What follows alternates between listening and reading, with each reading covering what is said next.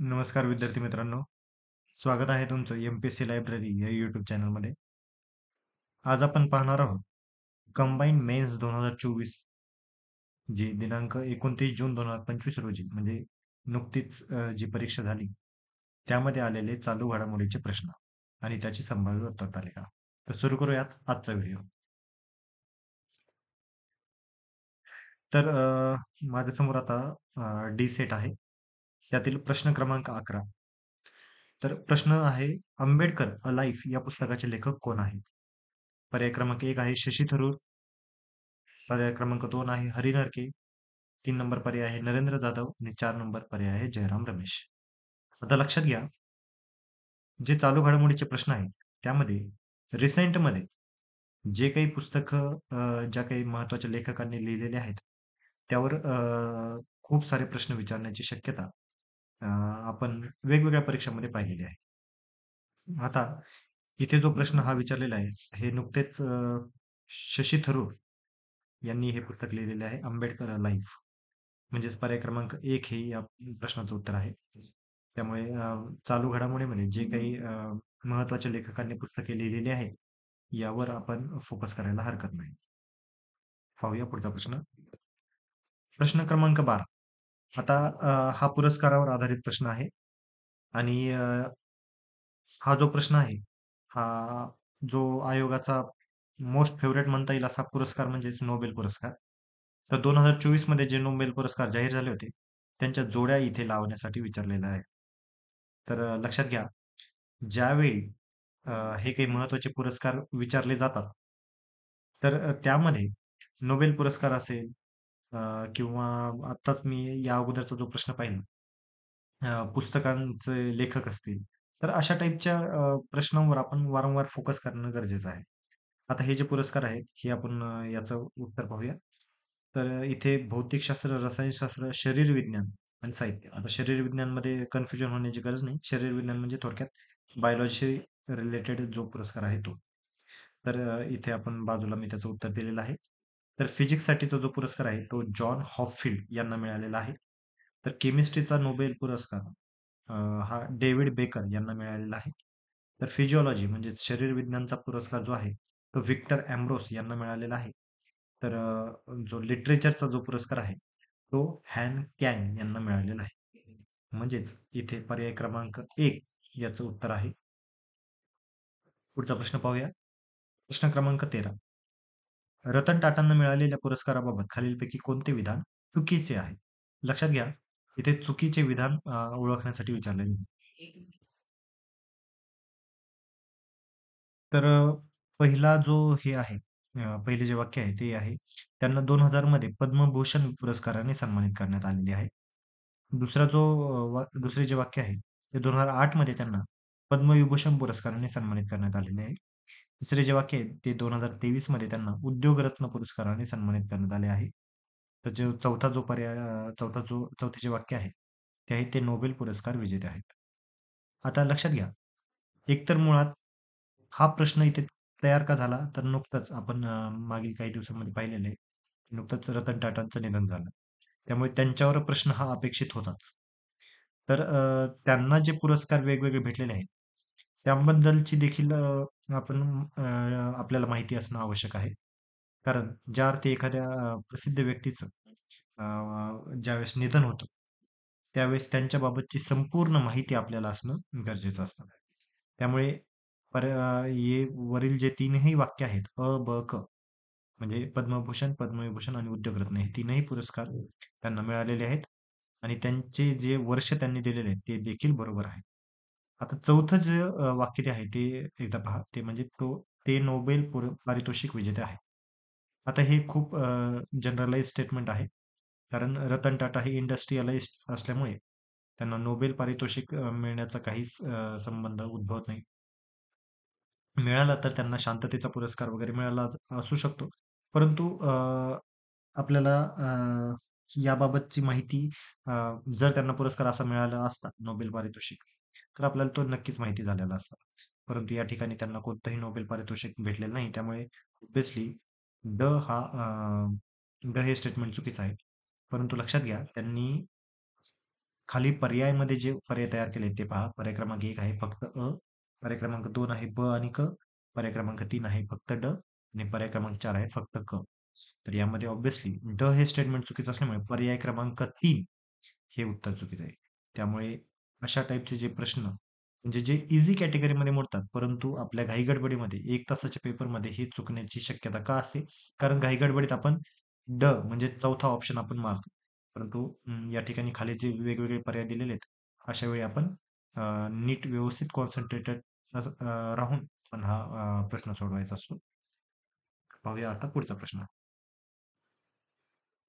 खालीलपैकी कोणता खेळाडू भारतीय ॲथलेटिक्स महासंघाच्या ॲथलीट्स कमिशनचा सदस्य नाही? आता वर पाहता अ, हा थोडासा आपल्याला म्हणजे पहिल्यांदा जर पाहिलं तर हा थोडासा अवघड प्रश्न असा वाटू शकतो. परंतु हा मी देखील ईझी कॅटेगरीमध्येच टाकेल. कारण अ, विचारलाय काय प्रश्न आता नीट बघा. कोणता खेळाडू भारतीय ॲथलेटिक्स महासंघाचा सदस्य नाही? म्हणजे इथे त्यांनी ॲथलेटिक्स संदर्भात विचारलेलं आहे. पर्याय क्रमांक 1 आहे मनू भाकर, पर्याय क्रमांक 2 आहे ज्योतिर्मयी सिकदार, पर्याय क्रमांक 3 आहे सुधा सिंग आणि पर्याय क्रमांक 4 आहे सुनीता राणा. आता आपल्याला म्हणजे एक जनरलाइज जे आपलं एक टेंडन्सी असते, की आपल्याला ज्योतिर्मयी सिकदार, सुधा सिंग, सुनीता राणी यांबद्दल माहिती नसते. परंतु आपल्याला माहिती कोण आहे, की मनू भाकर. आणि हिने नुकतेच मागे पॅरिस ऑलिम्पिकमध्ये आपल्याला पदक देखील जिंकून आणलेलं आहे. तर मनू भाकर ही कोणत्या खेळाशी निगडीत आहे, हे आता बऱ्यापैकी आपल्याला माहिती असायलाच हवं. तर ती आहे नेमबाजीची रिलेटेड खेळ. म्हणजे ती एक शूटर आहे. आणि लक्षात घ्या शूटर हा जो खेळ आहे, हा ॲथलेटिक्समध्ये मोडत नाही. त्यामुळे मनू भाकर ही ॲथलेटिक्स महासंघाची सदस्य असू शकत नाही. त्यामुळे हा मी पुन्हा एकदा हा ईझी कॅटेगरीमध्ये प्रश्न टाकेल. त्यामुळे हा प्रश्न आपल्याला नक्कीच सुटायला काही हरकत नाही. पुढचा प्रश्न पाहूया. प्रश्न क्रमांक 15 आहे. यूथसॅट हे कोणत्या देशाचे संयुक्त उपग्रह मिशन आहे?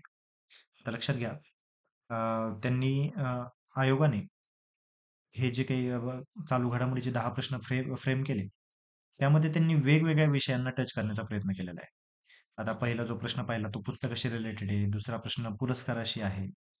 तर आता हा जो प्रश्न आहे, हा एक टेक्नॉलॉजी रिलेटेड म्हणजे स्पेस मिशन जे आहे, ज्या रिसेंटमध्ये ज्या काही स्पेस मिशन आपल्या इस्रो मार्फत होतात, ह्या सर्व आपल्याला माहिती असणं अत्यंत आवश्यक आहे. तर आता ही जी यूथसॅट मोहीम आहे, ही अ, कोणत्या संयुक्त उपग्रह मिशन आहे? हे आपल्याला विचारलेलं आहे. आता पहिला पर्याय आहे EU आणि अमेरिका. पर्याय क्रमांक 2 आहे भारत आणि फ्रान्स. पर्याय क्रमांक 3 आहे रशिया आणि चीन आणि पर्याय क्रमांक 4 आहे भारत आणि रशिया. तर लक्षात घ्या, ज्यावेळेस हा प्रश्न फ्रेम केलेला आहे, त्यावेळेस एक तर लक्षात आपल्याला लगेच यायला हवं, की हा एक भारताचा उपग्रह मिशन आहे. त्यामुळे पर्याय क्रमांक 1 आणि पर्याय क्रमांक 3 हे लगेच निगेट आपल्याला करता आले पाहिजेत. तर आता राहत आहेत 2 प्रश्न. पर्याय क्रमांक 2 भारत आणि फ्रान्स, पर्याय क्रमांक 4 भारत आणि रशिया.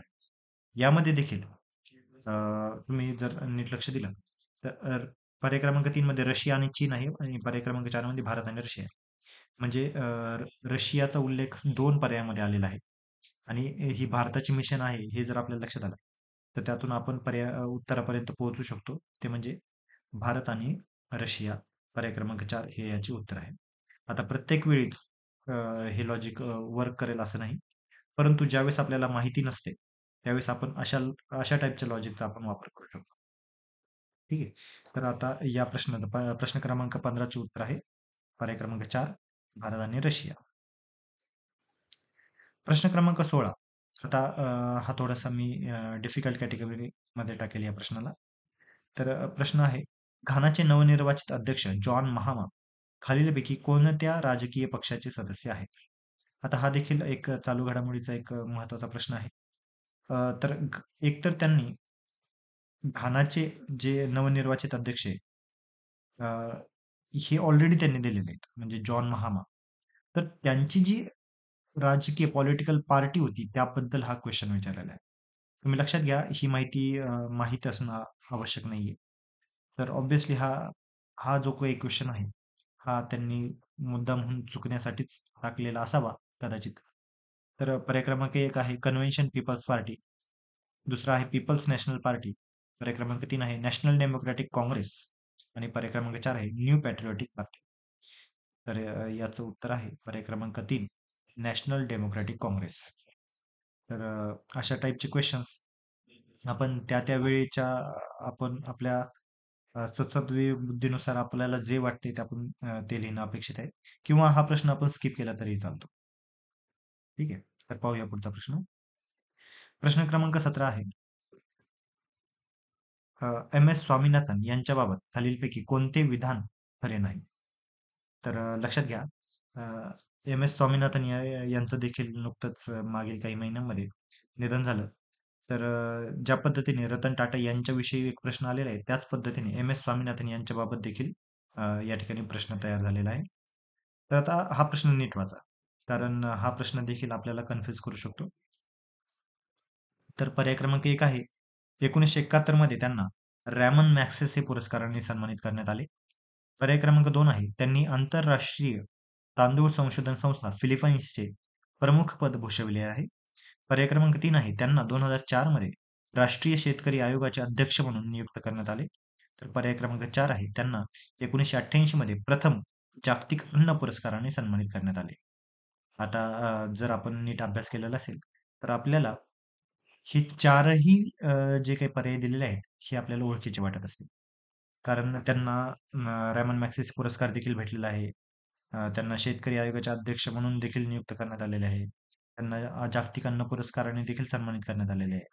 त्यासोबतच त्यांचे आंतरराष्ट्रीय तांदूळ संशोधन संस्थेमध्ये देखील सहभाग होता. परंतु प्रश्न जर आपण नीट वाचला, तर त्यावेळेस आपल्याला लक्षात येईल, की त्यांनी आंतरराष्ट्रीय तांदूळ संशोधन संस्था फिलिपाईन्सचे प्रमुख पद भूषवलेलं नाहीये, तर त्यामध्ये त्यांनी सहभाग घेतला होता. त्यामुळे इथे खरे नाही, हे त्यांनी जो काही आयोगाने प्रश्न विचारलेले, त्याचे उत्तर असेल पर्याय क्रमांक 2. ठीक आहे. तर अशा पद्धतीचा जो काही क्वेश्चन आहे, तो आपण नीट अभ्यासणं किंवा नीट वाचणं गरजेचं आहे. पुढचा प्रश्न आहे, खालीलपैकी कोणत्या एजन्सीने नो युअर मेडिसिन हे ॲप लॉन्च केलेले आहे? लक्षात घ्या, हे देखील एक वन लाइनर टाईपचा क्वेश्चन आहे. तर नो युअर मेडिसिन हे ॲप कोणत्या संघटनेने किंवा कोणत्या एजन्सीने लॉन्च केले आहे, असा टाईपचा हा प्रश्न आहे. पर्याय क्रमांक 1 आहे वर्ल्ड अँटी डोपिंग एजन्सी. पर्याय क्रमांक 2 आहे नॅशनल अँटी डोपिंग एजन्सी.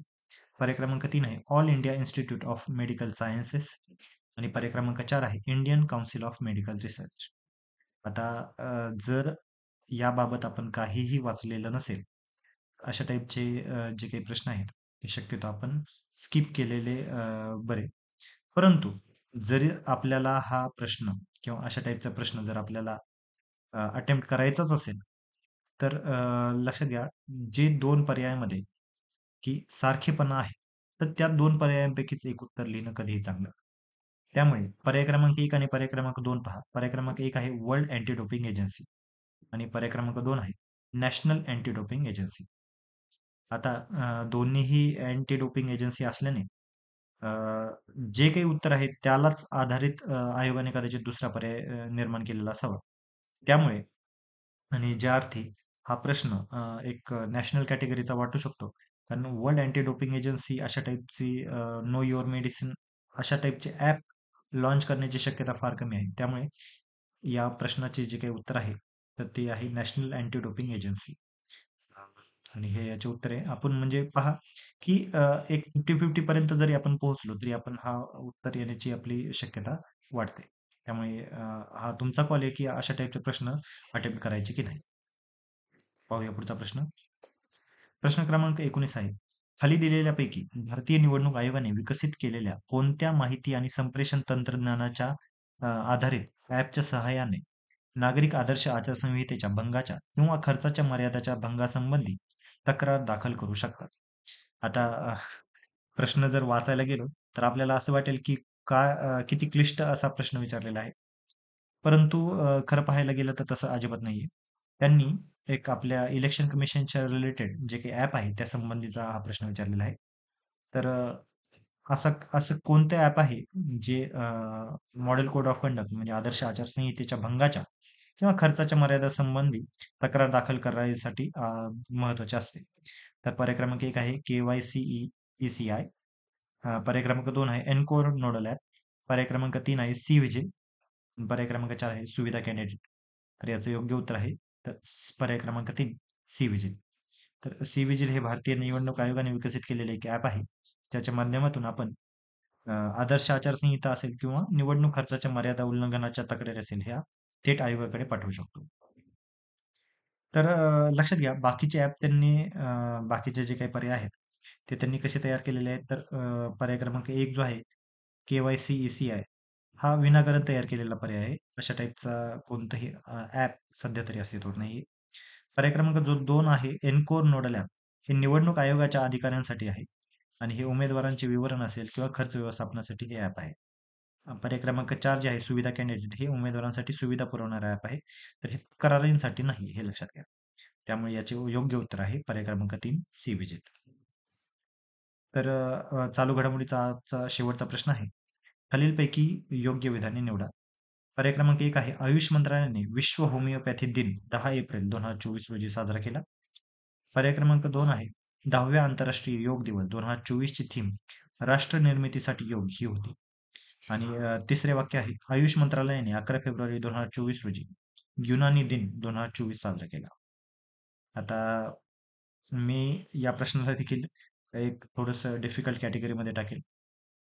कारण अ, अशा टाईपचे प्रश्न आपण चालू घडामोडीमध्ये जरी वाचले, तरी ते लक्षात राहतील याची शाश्वती नसते.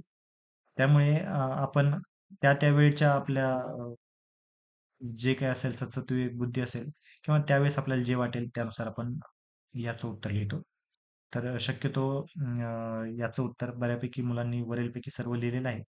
परंतु आयोग याचं उत्तर बदलू शकतो. कारण पर्याय क्रमांक जो 2 आहे म्हणजे जे हे वाक्य आहे, ते आहे 10व्या आंतरराष्ट्रीय योग दिवस 2024 ची थीम राष्ट्र निर्मितीसाठी योग ही होती. तर ॲक्चुअली 2024 ची थीम अशी होती, की yoga for self and society म्हणजे स्वतःसाठी आणि समाजासाठी योग. तर ही हे जे हे वाक्य आहे, तर हे कदाचित आयोग चुकीचं देऊ शकतो. त्यामुळे या प्रश्नाचं उत्तर आणि म्हणजे पर्याय क्रमांक 3 हे असू शकतं. तर हे होते आजच्या दिवसाचे एम-पी-एस-सी लायब्ररीचे चालू घडामोडीचे प्रश्न, जे नुकतेच झालेल्या परीक्षेमध्ये विचारलेले आहेत. तर असेच अधिकाधिक कंटेंटसाठी आमच्या एम-पी-एस-सी लायब्ररी या चॅनलला फॉलो करायला विसरू नका. धन्यवाद.